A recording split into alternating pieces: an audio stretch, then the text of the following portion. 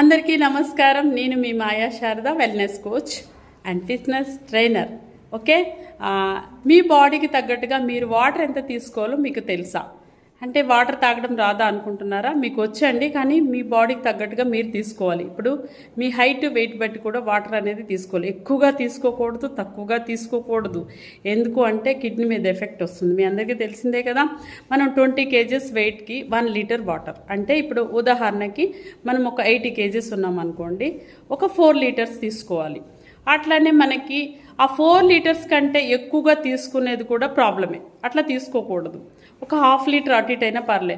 కొంతమంది ఏం చేస్తారంటే తెలియదు 5, 6, 7 లీటర్లు తాగేస్తుంటారు. కొంతమంది 2 లీటర్లే తాగుతుంటారు, కొంతమంది 1 లీటరే తాగుతుంటారు. అది కూడా రాంగే. అలా తీసుకోకుండా మీ వెయిట్ హైట్ చెక్ చేసుకొని దానికి తగ్గట్టుగా మీరు వాటర్ తీసుకోవాలి. ఎవ్రీ 20 kgsకి 1 లీటర్ కంపల్సరీ తీసుకోవాలి. Minimum to